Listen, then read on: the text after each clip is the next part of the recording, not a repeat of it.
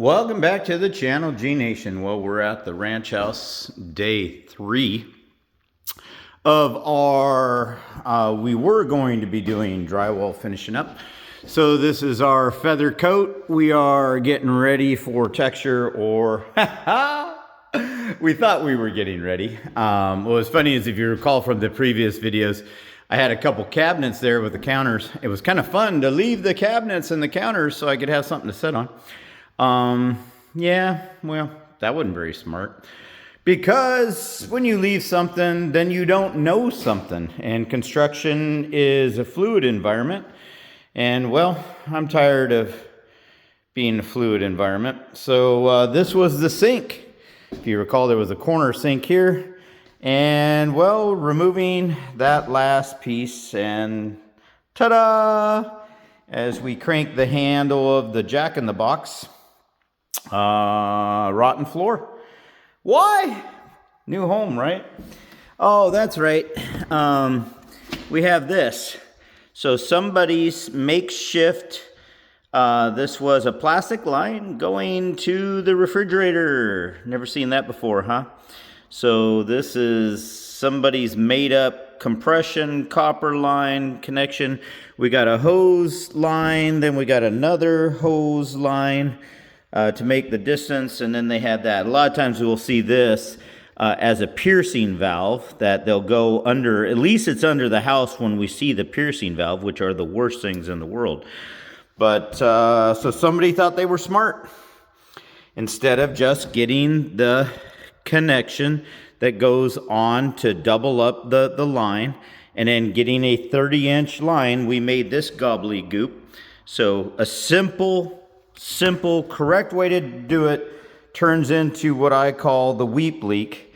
Sometimes those leaks are the worst because they're happening for years. You never see it. It's just weeping.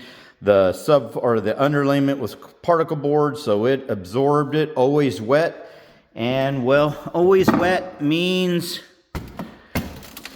just total rotten. So this whole area has to be cut out. We'll treat the joists. Oh, something that was going to be a quick day just turned into an all day. Not to mention, we got all this monkey. That's the outside hose bib, which they came in and grabbed. And then that actually is our drain. So our drain does a candy cane. It goes literally here. If you can imagine, the sink would have a P-trap, goes over, down, and then around and down. So heck of a way to drain the sink. It probably went gurgle in all the years that it was working. At least they oversized it. At least that's a 2-inch and not an 1.5 inches. So that's probably how they got away with it for as long as they did. Don't want to know what that's going to look like when we remove it, but yeah, bummer. And we gotta do a structural inlay underneath, because we don't have any room, because we're actually on concrete foundation there. There is not a rim joist. The joists are actually hanging here, so we got to cut this whole piece out and put in a new piece of subfloor, all for a $5 fitting. That's it. People, all I can say is do it right. Don't let Uncle Fester come in with a $5 piece and jerry rig, and it'll cost you later.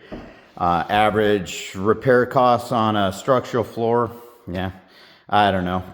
Coming out again, imagine if cabinets and everything were in here, we're probably $1,500. But if you had to pull cabinetry and everything, the insurance claim on this would exceed $5,000 plus.